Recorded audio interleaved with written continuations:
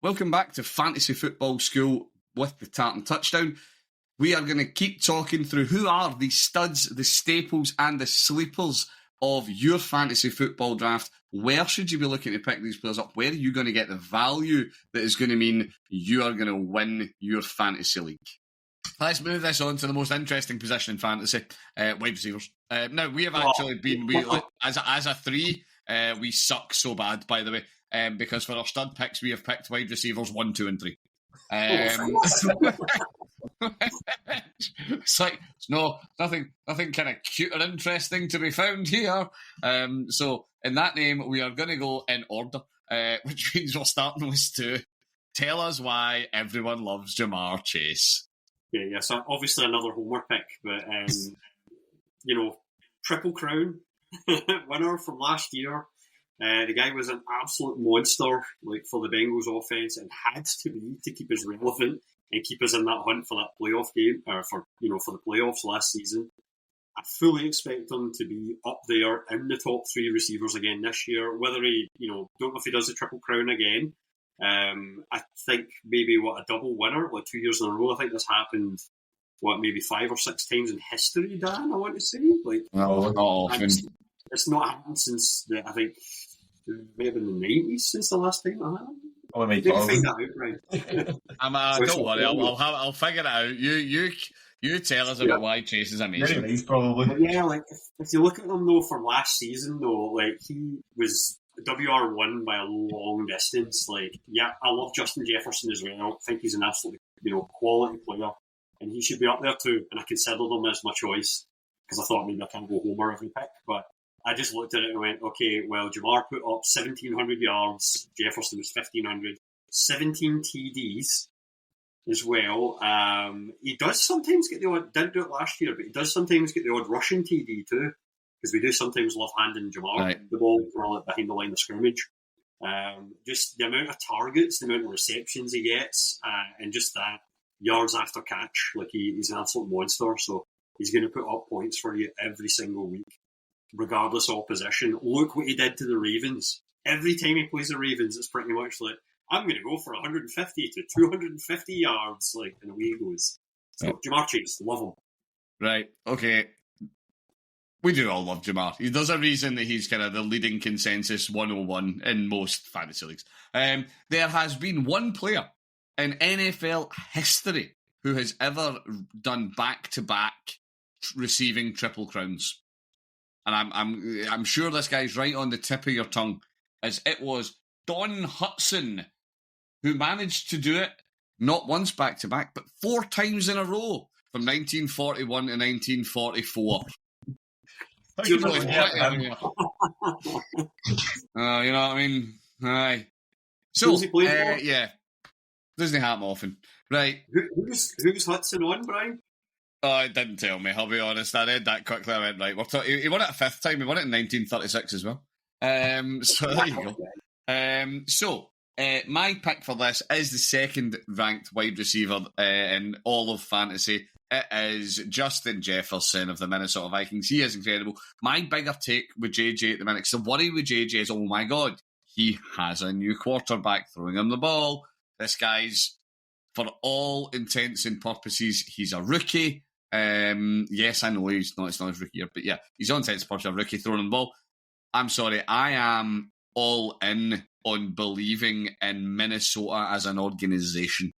Looking at the offensive line, looking at not just Jefferson, but looking at Addison across from him, Hawkinson there.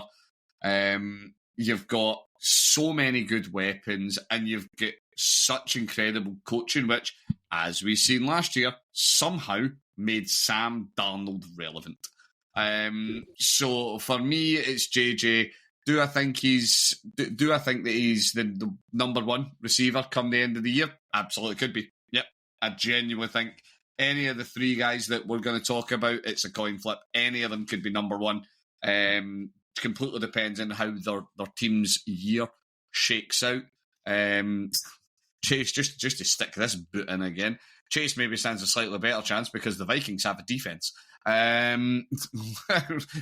have a defense and they can stop just throwing the ball. But Yeah, JJ, he's incredible. We watch him every year. He's one of the most electric players in the league to watch. His contested catches and all the rest are utterly incredible to see come out. So, yeah, for me, he's wide receiver 2 off the board. He's the consensus, ADP 103. You know what I mean? So you might find somebody grab sort of running back in the middle, but it doesn't matter where you pick him, he's incredible. Right, Dan, let's round this one off and then we'll start talking about interesting wide receivers that we might disagree on. Right, so I'm going to my first homer pick of the evening. It's CD Lamb. Yep. He just, we've seen, when he had that breakout year, we can now see what CD Lamb can actually do. We're just waiting. Eventually had that breakout year and he just elevated his game. What I think is going to make a massive difference to CD Lamb this year is us having a wide receiver 2. George Pickens, we know he's not consistent. He's not been probably in the best situation he's been in. But he will take a bit of the attention away from CD Lamb, which will stop DC's scheming towards him as much as they would have. Because when it was Jonathan Mingo on one side and CD Lamb last year, everybody knew that he could just leave Jonathan Mingo to do it when he wanted because he would get lost in the I wonder who the receiving threat is. Whereas now having Pickens in, and then Jake Ferguson having another year under his belt as well, we've got a few options now that it's not just everything's going to get forced to CD Lamb. So that might take a bit of the coverage, a bit of attention away from him, which will allow Dak to find him a wee bit more. We know they have got that connection. So like Bryce, as a flip between which one of those three could get top wide receiver this year. Last year, I opted against CD Lamb. I went for Amon-Ra St. Brown. I am not making the same mistake this year. If I can get CD Lamb in any of my leagues roundabout, that's 5 or 6. He's getting picked. It's again, you just look at the amount of work that Lamb's doing. I think you're absolutely right. At the end of the day, Lamb had a disappointing, air quotes, year last year because he had no quarterback. Like, he had no QB for huge chunks of these. So yeah, of course he had a down year. But he's an incredible player. Love watching him as well. With all 3 of these guys, you could just close your eyes and spin and you'll pick up wide receiver 1 out of them. And it's absolutely going to be the case. But yeah, so for the sake of finishing that bit off, yeah, Lamb, he is a wide receiver 3. He is a little deeper in your drafts. He tends to be coming off the board around about the 106, which is interestingly where I'm drafting. So we'll see where he lands in your fantasy teams. He is someone that you leave with him as your wide receiver 1. You are a happy, happy person. Now, as I said, we were terribly boring there, chaps. Terribly, terribly dull. But we're going to move into something where we're a wee bit more spread out and we've got a little bit more variation. And a couple of wide receivers that I have got some concerns, chaps. I have some concerns with some of your selections. So, Stu, we'll start with yourself. And I do have concerns here, and I feel like such a terrible person for having concerns. It makes me feel like a bad person. Talk to us about your staple quarterback. And this is possibly the epitome of consistent quarterback, wide receiver. Consistent wide receivers. This is possibly the most consistent wide receiver the world has ever known. Take it away. Yeah, I am going with one of the most consistent players in the NFL in general, even outside of wide receiver. I'm going with the Tampa Bay Buccaneers' Mike Evans, who every year puts up 1,000 yards receiving at least. I think even managed last time having some injuries, kind of thing, and away he went, and he's getting the ball thrown to him by none other than your favourite NFL player, Baker Mayfield. He's in like a good offense. Tampa Bay just seems to do their thing every single year. They're in a weaker division.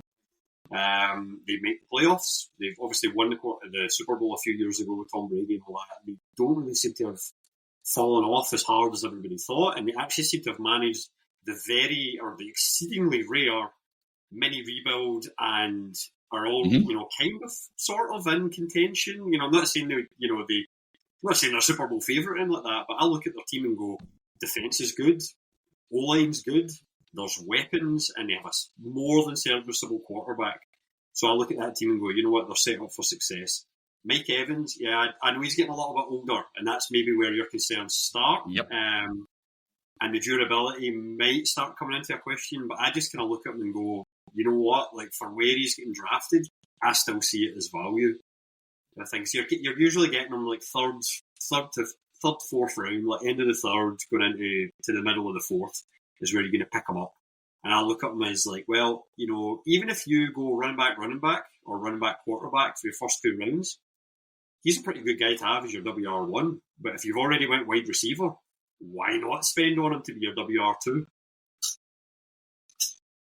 I think if he's my WR2, I'm okay. I'm comfortable enough with Mike Evans. He's coming off the board. He's wide receiver 18, start of the 4th. That's my, if I'm picking first overall, and I did these. I went Chase, then maybe I went quarterback, running back, and then I'm going Mike Evans. I'm happy enough with that. If he's my wide receiver 1, I don't. He's going to not put up 1,000 yards at one point, and I just really have the fear that we're starting to see it. The one thing I will say is that this is the last year of his deal in Tampa Bay. So, and there's big worries that whether or not Tampa Bay can actually afford to keep him after this, particularly given what they paid Chris Godwin. So there is a big thought that he's going to put, is he going to try and put himself in the window to get a final payday somewhere else before he kind of sees out the tail end of his career? I'm just getting a worry that Mike Evans, this might be the decline, might start. I don't know. I feel like a bad person saying it, but because everyone loves Mike Evans, because he's just so consistent. He's like what everyone wants in their wide receivers. On the notion of wide receivers that everyone loves, I'm going to come in with mine. Marvin Harrison Jr., the wide receiver who stung so many people last year in fantasy. So many people. But I've got a bit of faith in Arizona. I do think they're not a bad team. I think they should have done better than they did last year. But I also think that he's went to a lot of effort. He's put on weight. He's got bigger, which I think that's going to be a big thing for him. It's going to make him more durable in those contested catches. It's going to give him the opportunity to go up and bring the ball down more consistently. And yeah, I would like to think that, Kyler's going to be back and he's going to be playing better than he played last year. I'm just trying to quickly check Kyler. His yardages throughout the year, his air yardages weren't great until after the bye. So hopefully we pick that up more and you see Marvin Harrison Jr. getting a little bit more opportunity. It's not they're going to try and keep pretending that Michael Wilson is really the lead threat in this offense. Well, Trey McBride does exist. For me, I don't know what your two takes on Marvin. Well, do you know what, Dan? We'll give you this one before you talk about your wide receiver. Marvin Harrison Jr. is wide receiver 17. Mike Evans is wide receiver 18. 311, 401. You are at the 312. They're both on the board. Who would you plump for? For 312, you're on the turns. You're taking both. I think I'm taking Mike Evans all deal. I mean, Marvin Harrison Jr., like you say, bumped so many people last year. The expectation on him last year was huge. I do like the fact that Stu picked Kyler Murray as a sleeper quarterback, but there's the point. He's a sleeper quarterback. You don't know what you're going to get with him. He's got a lot of upsides, but yeah, with Trey McBride being there as well, it gives me concerns that Trey McBride is going to be the guy that gets the most receptions on that offense. Marvin Harrison Jr. will get you points, he'll get you touchdowns. Would I pick him over someone like Mike Evans? Would I pick him over people that are going to be round about there? Who else have we got there? Terry McLaurin, Rashee Rice. Nah, I don't think so. I think I'd take Mike Evans over him. Right, I'd be taking MSG over all of them. Anyway, right, on to yours. I've got one concern with your player, and it's only one concern, and it's actually a player who every mock I have done, more or less, has fallen to me, and I don't actually think I've drafted him once. But go for it. So this guy is stable. He had a good season last year, and he is the only wide receiver on his team. So we're talking about Marvin Harrison Jr. being the only wide receiver on his team. Ladd McConkey is the only person in the Chargers building that can catch a ball. So he is like him. I'm the only receiver. It's the only one who can actually catch at all. We've seen the Chargers rip it up last year, like when Harbaugh went in, they just ripped the team apart, and suddenly they didn't have a wide receiver. They drafted McConkey, and he went in there and he had a good season. What did we get? 1,346 yards, 8 touchdowns, averaging nearly 15 yards a catch. So he's someone that's going to get you a lot of value. He's I think it's technically 22. I think that's the tail end of the second. There's a lot of wide receivers up there, but this is going to be, if you're someone who's taken one of those elite running backs in the first round, you're going to need someone at the tail end of the second round that's going to get you those yards. And I think he's one of the people who will do that because there's no one else that Justin Herbert's got to throw to. We mentioned Justin Herbert earlier on. He's going to throw the ball up and he's going to get the ball to him. Trey Harris is there as well. Yeah, I'm not going to count Quentin Johnson because he's going to be like Quentin Johnson. Yeah, Trey Harris. Everyone's favourite receiver. I actually think Trey Harris will come in and be wide receiver 2 for the Chargers this year. Jalen Reagor never really done much with the Eagles. So, yeah, I think Ladd McConkey, if you can get him at the tail end, if you've picked running back in the first round, or you want to go double wide receiver first round, second round, McConkey's going to be a good pick at that kind of mid to tail end of the second round. My worry with McConkey, well, it's a double-headed worry. It's the same kind of thing though. One, he is the only receiver in that team, and he is not CeeDee Lamb. He is not somebody that I think can, because now we know who he is. DCs know that he's a capable receiver. I don't think you're going to get a year where we're going to find out if he can cope with all the double coverage that's been thrown at him, because it's all he's going to see all year is double coverage. Unless Trey Harris really, really steps in straight away and shows that he's got a lot to him, which he could. Trey Harris absolutely could do that. He could be that guy. I worry that McConkey is going to be basically schemed out of games, is my worry with him. I'm going to pull up Brian on you here. Right? So, looking at projections, ADP for this year, Ladd McConkey, Jackson Smith and Jigba, Tyreek Hill, all three of them are 22 to 26. Who are you taking out of 3 of them? Oh, JSN, and I hate it. JSN and I really dislike it. Because I do think I love an upside swing, just not at that draft point. Tyreek Hill's, if you get Tyreek, then you've won. You've just won your league. Now, if you get Tyreek in there at the start of the third round, that's incredible value. But I don't think we see Tyreek again. I think Tyreek is not done, but I don't think he's going to be the cheater. JSN, I just think is going to give you the best return in that draft position. That's my call. I'll put my colours to the mast. Stu? I do like JSN quite a lot, but Brian, I think I'm going with Dan on this one. I think I'm going Ladd McConkey. Purely because Justin Herbert is such a weapon, and I even looked at taking him as my staple rather than Kyler Murray in there too. But I just was like, you know what, I'm going with the rushing upside and taking Kyler Murray. Nothing, but I just look at it and go, okay, the Chargers, they've got an amazing defence. I feel like this year with bringing Trey Harris in, and we'll see what Najee Harris does as running back and that as well. I just think that this will be the year when they start building a bit of offence too. So I'd be going Ladd McConkey at this point, just because he's going to get the targets and the volume. And he looked good last year. Right. Everybody disagrees with me, so we're going to keep that theme rolling, because everybody's going to keep disagreeing with my sleeper pick. Because I'm enjoying the theme of wide receivers who brutally burned the fantasy managers that picked them up.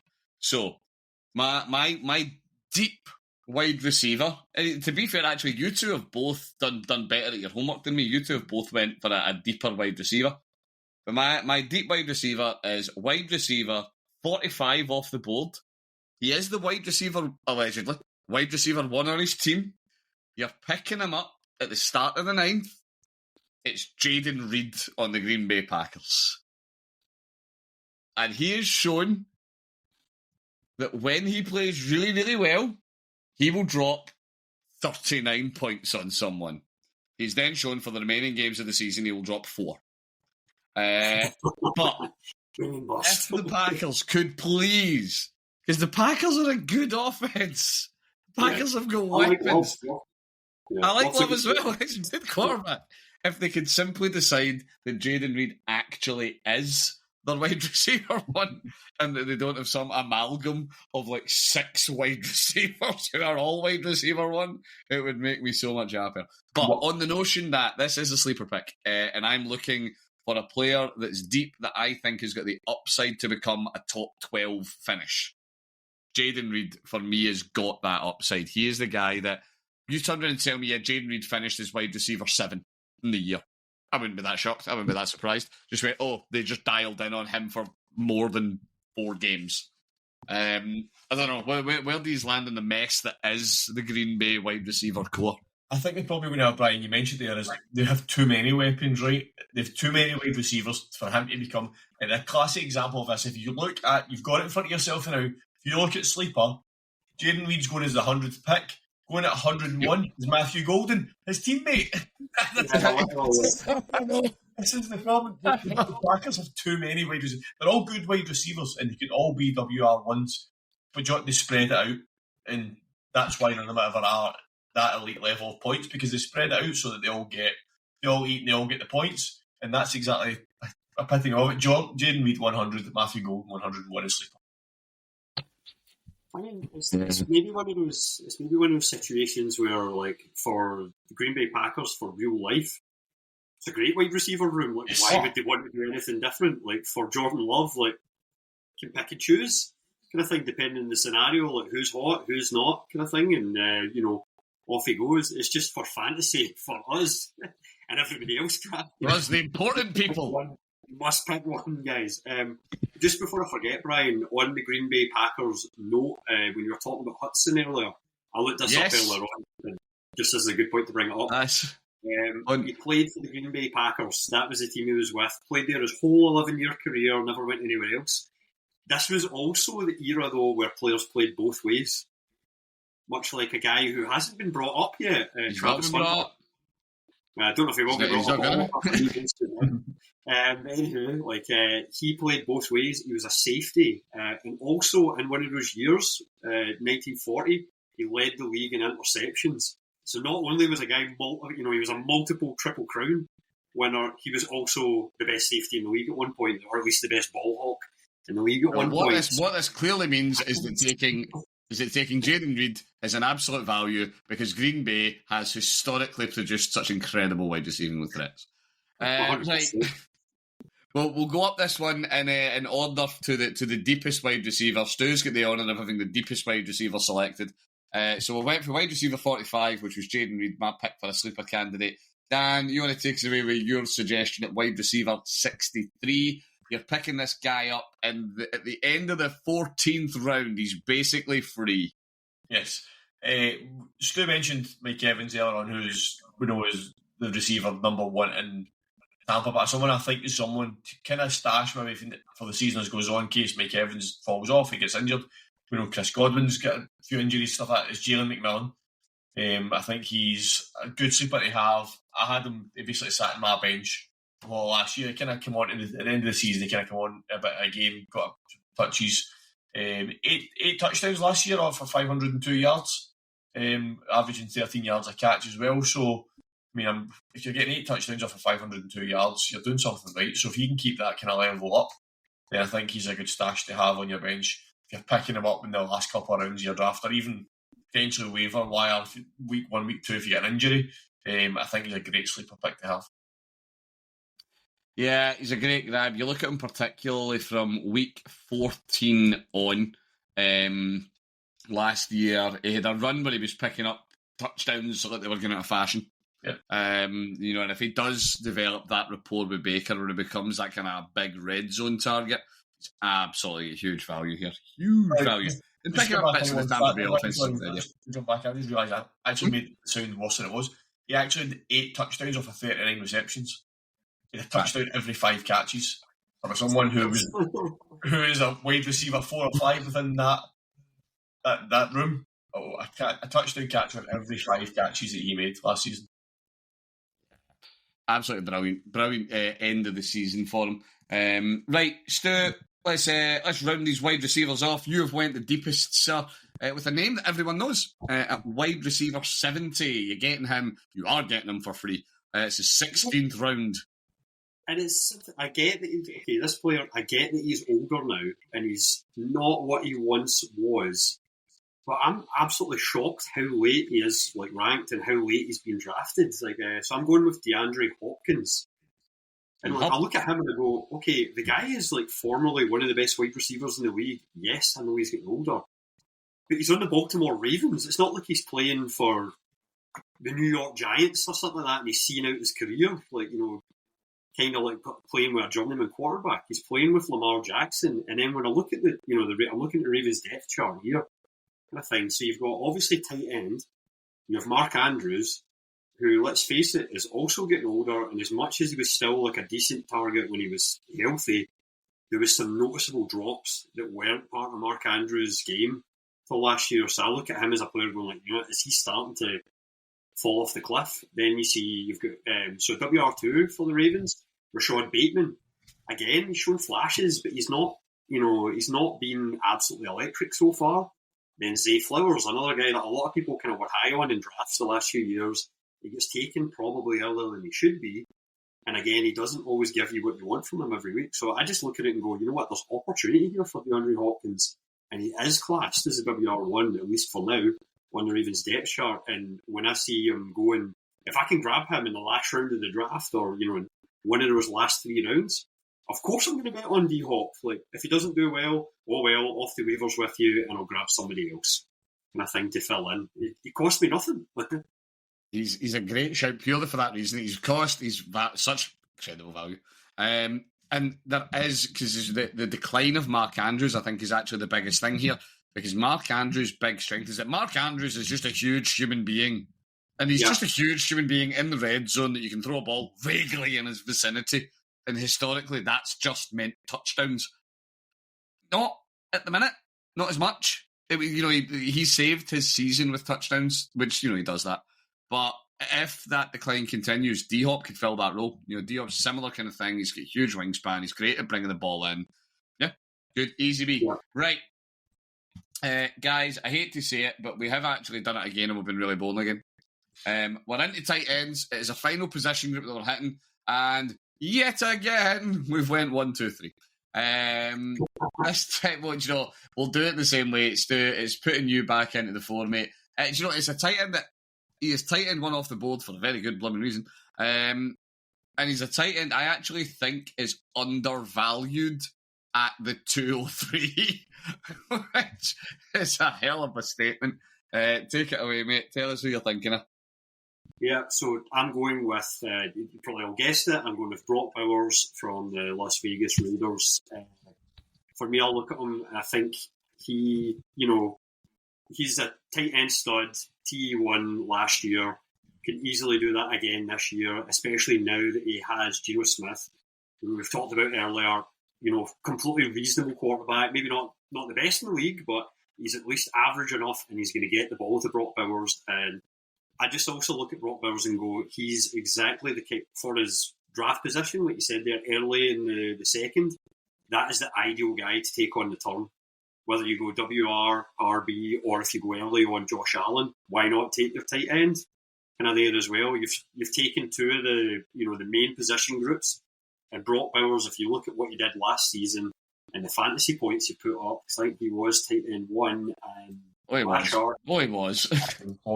On my chart, I've got it. He put up, not a huge amount more than George Kittle, but he's 10, 11 points more.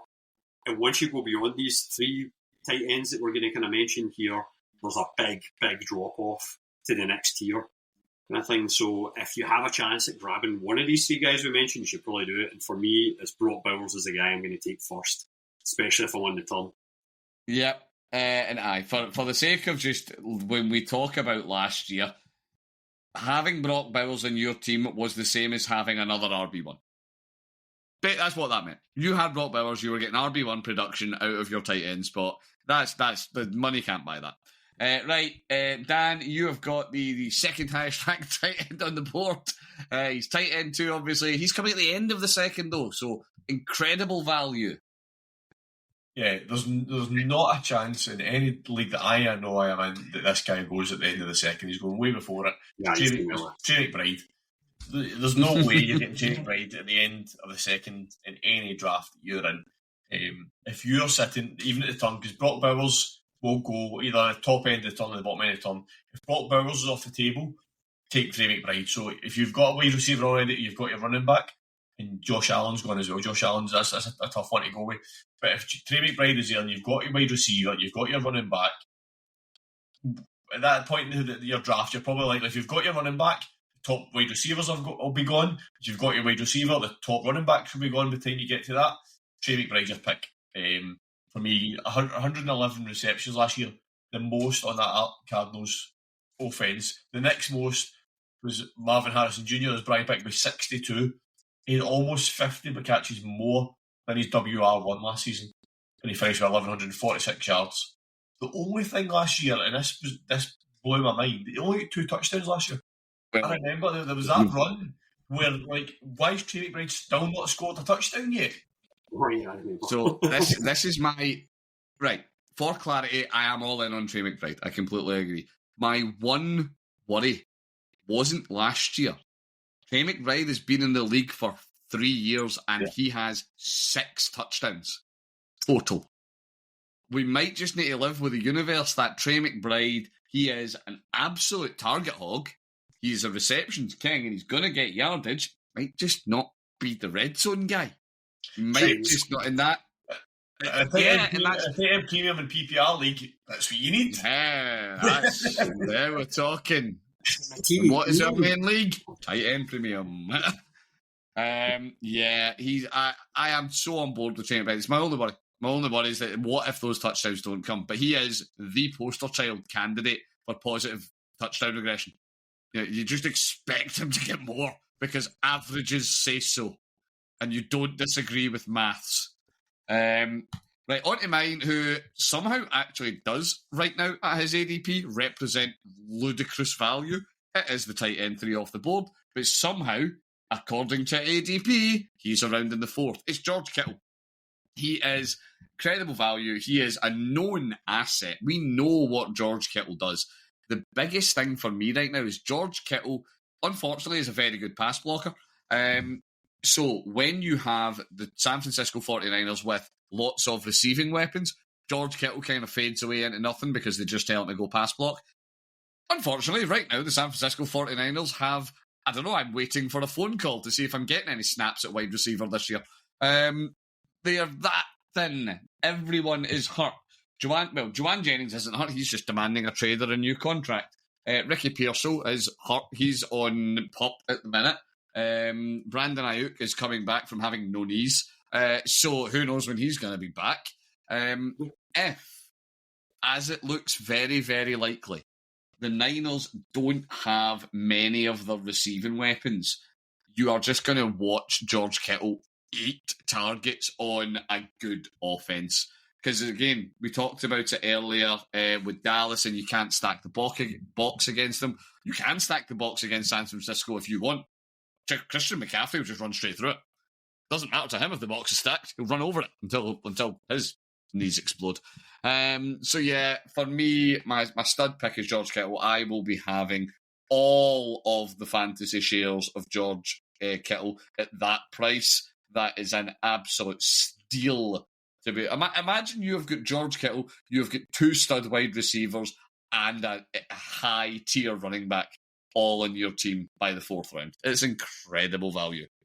Moving on this now, do you know what, Stu? Oh, go. You're going to see this before we move on to sleepers, or you go before we move on to sleepers? No, move on to staples because Stu has to keep himself accountable. I just as well. I didn't see that because he might be in there, so I better not say anything. Right, okay. So, Stu, you need to justify yourself because you have picked a staple tight end who I have once in my entire fantasy career, I have once managed to pull off a quarterback receiver of any nature stack in a league. Once I've done it, and it was last year, and it was with the tight end that you were about to try and sell me as a staple tight end who underperformed so ridiculously badly, I cut him by about week 8. So, Stuart, justify your choice with for the numbers. He's tight end 13 off the board. You are getting him in the 10th, to be fair. On you go. You know what? Like, okay, so the guy I'm selecting, first off, I just looked at him and I've drafted him multiple times, and I get what you're saying.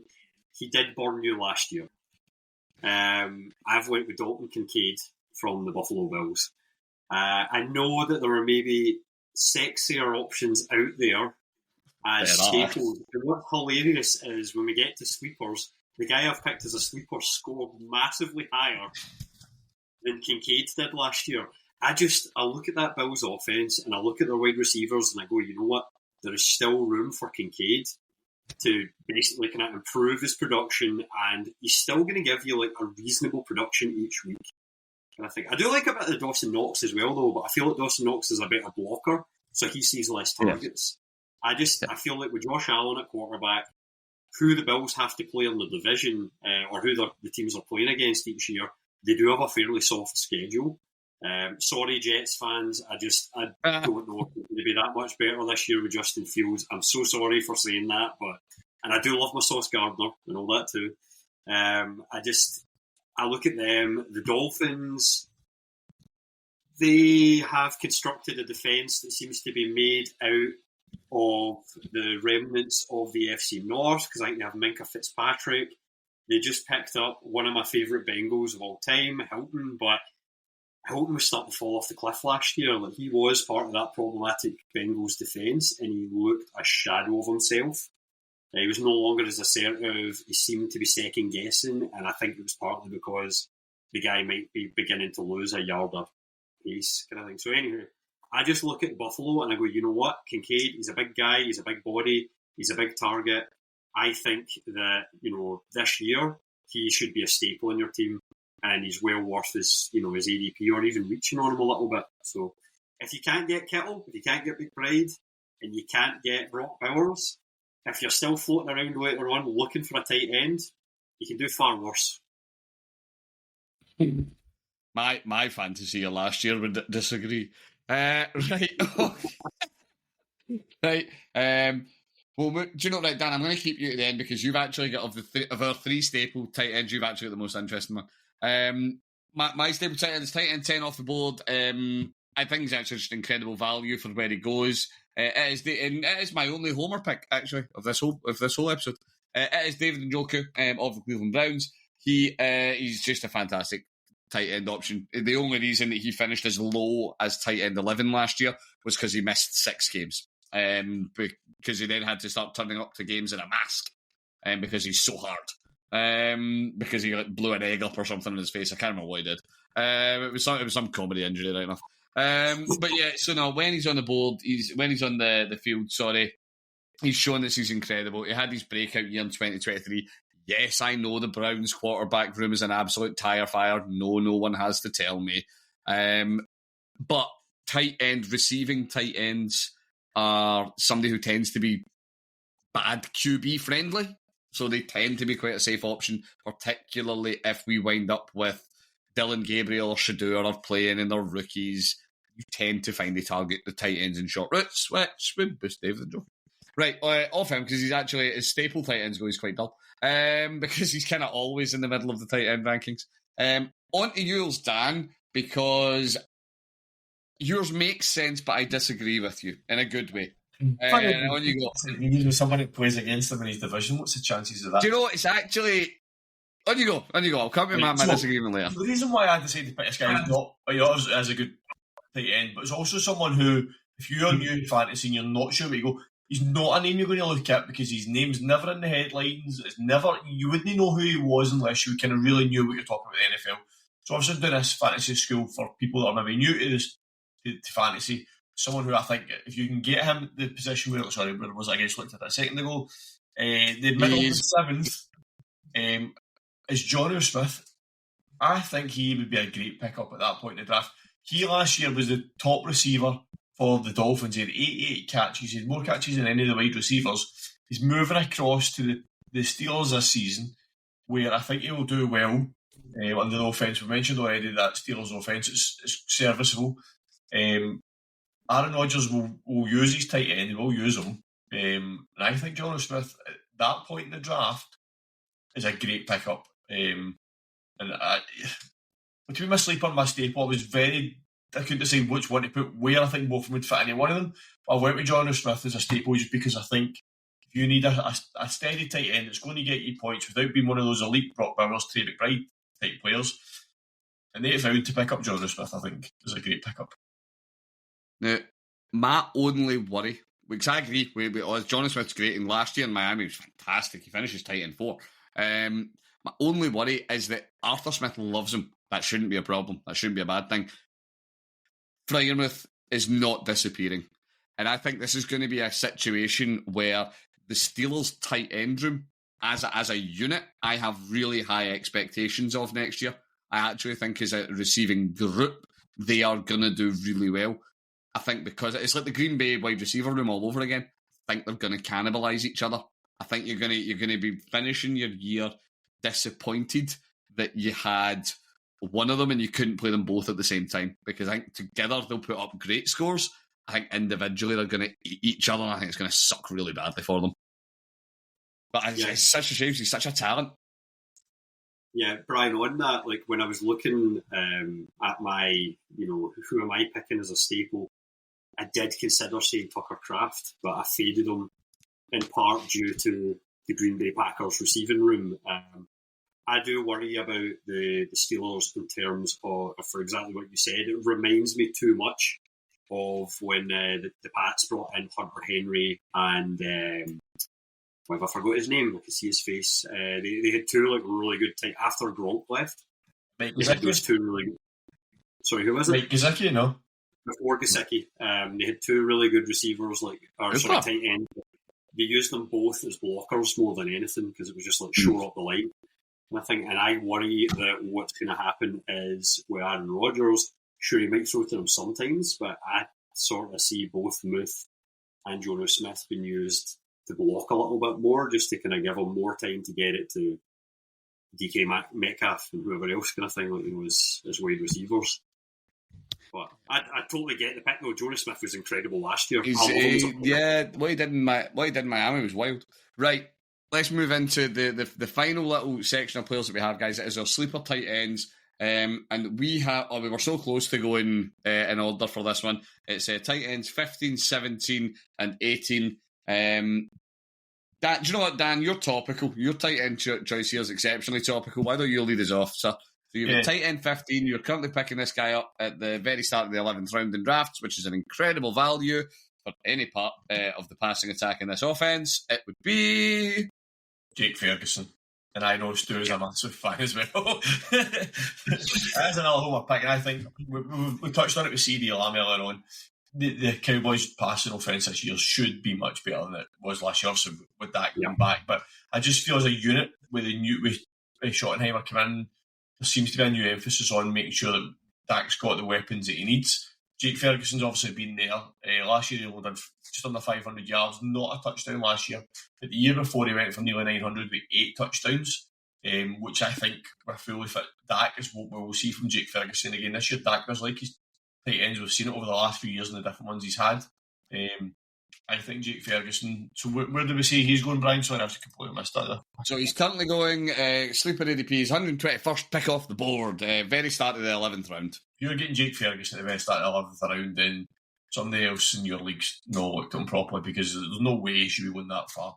He is going to be tight end number one, and no offence, that throws to the tight end quite a bit. We mentioned CD Lamb, mentioned George Pickens. They're going to get a lot of attention on the outside. There's going to be a lot of space in the middle for Jake Ferguson to pick up, and he is an end zone threat. We didn't see much of last year because obviously the fact, but he can do it. So if you're getting Jake Ferguson anywhere near the 11th round, then you've got to take him.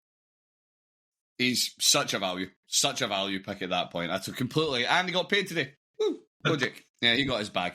That makes him the best paid tight end in franchise history. For my little Jake Ferguson competition, to be fair. that does not mean that my stat is false. So moving this one on, Stu. I'm so happy to see this. This just makes me smile in my heart, because I know how much this player has hurt you, and you are back and you are ready to be hurt again. He is tight end 17. You're picking him up at the start of the 12th. It is a generational talent. I know where you're going. Generational. Do you know what? That's just it, and I keep going back to the well. Maybe it's the sunk cost fallacy, and you have him in a dynasty league as well. So drafted him first overall as a rookie. you feel this fate. Well, no wonder you drafted him first overall. The hype was there. We're of course talking about Atlanta Falcons' own Kyle Pitts, and it's so bizarre to me that he's fallen so far down draft lists and draft boards now. Maybe justifiably so. He had a fairly poor last year. Like, he had not one, but 2 donuts, like 0 point weeks last year, and that lost me a couple of fantasy fantasy matchups. When if he just put up, I think it was 1 week where I was like, if you had just put up 1.2 points or something, I was like, just got 1 reception, I would have won, and ended up losing, and then. Ended up having a rougher playoff matchup and going out the first round. But anyway, I am ready to be hurt again. All the chat about training camp, and I love training camp chat every year, is that Kyle Pitts is Michael Penix Jr.'s favourite target. He's getting the ball to him. Kyle Pitts looks amazing. He's athletic. He's looks so fast, so fit, so healthy, ready to do it. And like you say, Brian, like when in his draft year, all the chat was, this is the best tight end product to hit the draft in 30 years. It was like, this is going to be the most generational, greatest tight end that we ever see. There were Bengals fans saying, oh, you know what? If he's still on the board at 5, we should maybe take him above Chase. And I was kind of going, you know what? I was starting to buy into it. I'll admit that. And I mean, now I absolutely love Ja'Marr Chase, but I will say that I maybe would have picked him at 105 if the choice was there. And that's why I'm not a GM. But anyway, Kyle Pitts. That's why we only do this for fun fantasy leagues and we don't get paid many millions of dollars. Yeah, well done. You're so ready to be hurt again, mate. Well, right. As the last tight end sleeper is my choice. It's something that I actually, again, when I talk about sleepers and I talk about players who I think have got the opportunity or the potential to wildly outperform. So he's your tight end 18. He's 143rd pick. He's at the end of the 12th round. He is another AFC North name, actually, as I seem to have selected a lot of AFC North names in the show today. We've got Isaiah Likely from the Baltimore Ravens. And this is tied on 2 things. One, when Mark Andrews wasn't producing, Isaiah Likely was. We've seen, 1, 2, 3, 4, 5, 6 games last year where it looked like Likely was the more prominent piece to the Ravens tight end room. And 2, it looks like Mark Andrews' decline is pretty sealed. Mark Andrews, he is just getting older, and this just comes to us all.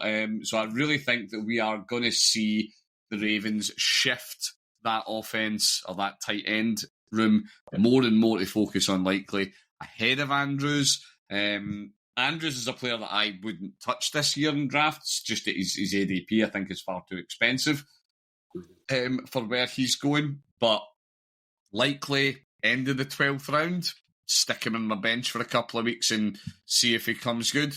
Absolutely worth the value. And we know that Lamar loves throwing his tight end. We talked about it earlier where one of the things that could stand D-Hop in good stead is how Lamar targets kind of players in the red zone.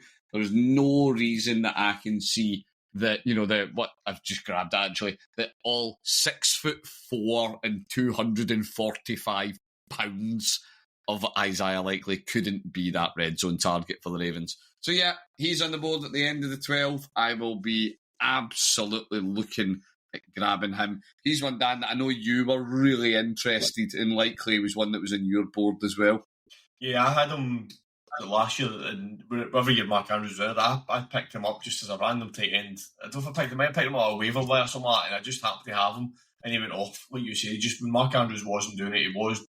And I picked him up again, and you guys were in the same fantasy league, but I'll still say it. If he's still there, kind of deeper rounds when I'm on the board, I will take him again. I think there's so much upside him. He is the future of that Ravens tight end room.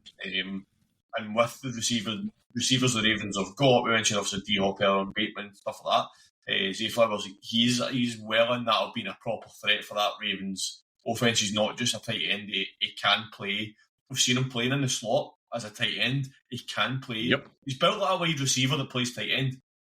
He's got the wide receiver skill set, but he plays at tight end. So 100%, I'm well on the Isaiah Likely bus. Right. Yeah, I'm also in agreement. I was going to say I'm also in agreement there as well, especially just for the same reasons with the Nuck, like with D-Hop kind of thing. Like I think he will be the target. Just one thing on tight ends before we move on here, Brian. Mm-hmm. Do we think that Mike Gesicki from the Bengals should be reclassified to be a WR instead of a tight end? Because we use him as he's only ever on the field for, he never acts as a blocker. He can't do it. He's our WR3. So to me, I kind of look at him, because he was one guy I considered putting in as a staple or a sleeper, because I do think he'll do well this year. But I went, you know what, it feels like cheating. I think he should be a wide receiver. Well, I'll tell you what, if you could convince Joe Burrow to treat him like a wide receiver, I'll consider treating him as fantasy relevant. Because Joe Burrow hates tight ends. Right, okay. That does draw our rundown of your studs, staples and sleepers at quarterback, at running back, at wide receiver and at tight end to a close. Now, a very short bit that is worth mentioning, and this is where my super sneaky extra question is going to come to you two chaps, is a flex play. We've talked about individual positional areas throughout this episode, but most rosters in fantasy feature a flex play. And this is the Fantasy Football School, so I wanted to put a wee bit in at the end about what a flex play is and what you should think about. Now, normally, your flexes are going to be wide receiver, running back, tight end. Sometimes you get a super flex, and you get to include a quarterback in there. When you are looking at who to roster in any of those spots, there's realistically two things that you should be thinking about. One, what's your league scoring? If you are PPR, 0.5 PPR, you should be looking at a wide receiver. At the end of the day, they're going to see more receptions, unless you happen to have Primo Austin Eckler kicking about at running back who just hoovers up catches. You always want to be thinking about your tiers as the second thing. If you can get somebody that's a stud and is a flex and not a staple, you're probably going to win that week. And right, well, I said two things, but there's three. If it's super flex, play a quarterback, because that's just an advantage. Now, my question to you two to sign us off. Thinking about any of the players that have been mentioned tonight who are not studs. So no, you cannot say, I want CeeDee Lamb in my flex. Who would be your perfect flex play? So you think about the leagues that we play in. Now, this is great because I'll talk for 30 seconds and let these two think. Our leagues all tend to be full PPR, tight end premium. So you've got your wide receivers are getting a point per reception, so are your running backs. Your tight ends, they're going to get 2 points per reception. You've got your choice of all of the staples or the sleepers throughout the league. It's not super flex, though. We don't play such nonsense. Who is going to be going for your number one flex play? Do you know what, Stu? I'm going to come to you first because Dan's kind of got that facial expression on that makes him look a little bit like a loading screen. And I'm waiting for like a bit of advice to pop up under him in text. So, Stu, who would your, thinking about some of the names we've mentioned today, who would your big flex play be? Okay, so I am actually going to probably go with and this is just because of the way I normally play fantasy. As much as I like taking risks in the draft, I'm kind of conservative in my picking. So I usually go with a running back in my flex position because I'll normally go, okay, I know that they're probably guaranteed 15 points or so. It's not like a wide receiver. Sure, they might blow up and get 30 points in a week, but they might also put up 5. So I would rather bank the 15. So I'm going to go with Javonte Williams because I know I'm getting him late in the draft. So I will have him available on the roster. And I know that I can probably put him into my flex spot because I've got him late on. Yeah, that's a good pick. I like that. I like that a lot. Dan, who are you going to go for as your flex play? Right, out of all the players I've picked tonight, you can pick somebody someone else picked if you want. You could steal someone out from under me. When I do my flex, I kind of look at it in terms of like who is my starters regardless. Like who is your WR1 and 2, who's your running back, and then I tend to go with who my next best player is on my bench. So it could change week to week. So looking at matchups as well. So if I've got 2 very good tight ends, but I can only start one in my roster, then I'm going to go with whoever that is. So I kind of look at it more of who's my next best player that I haven't started. This kind of way to look at it. So if I've got, let's just say I've got Trey McBride and Isaiah Likely. Let's just say that's who I've got in my roster. And Isaiah Likely is tight end 1 at the Ravens. He goes into my flex because he's my next best player. So it changes week to week for me depending on who I'm starting. They obviously get bye weeks and all that as well. So it's a bit of a sitting on the fence answer, but it is literally who is my next best player that's on my bench that I think will get me points, not necessarily a position. I'll let it slide. It is a bit sitting on the fence, but I'll let it slide. Mine is where I am. I try to be completely opposite for Stu. Stu goes for safety, and he wants those guaranteed that floor level of points. I want to win my week. I want to win my matchup, and I am going to do that by having Jalen Reed in my flex. And the Green Bay Packers are going to decide he's wide receiver 1. He's going to put 45 points up, fame a flex spot, and then I'm probably still going to lose because I started somebody like Kyle Pitts at tight end who puts up -4.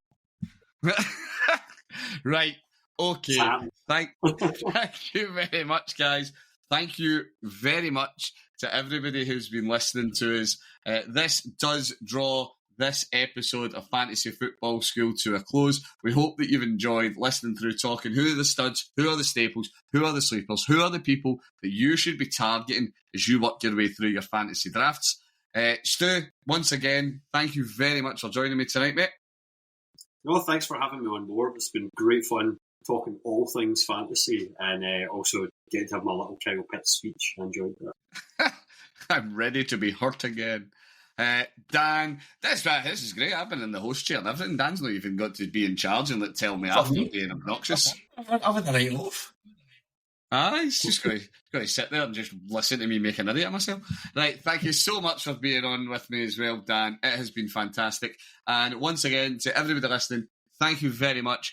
We hope you will keep picking up things with the Tartan Touchdown, your voice in the conversation around American football. Good night.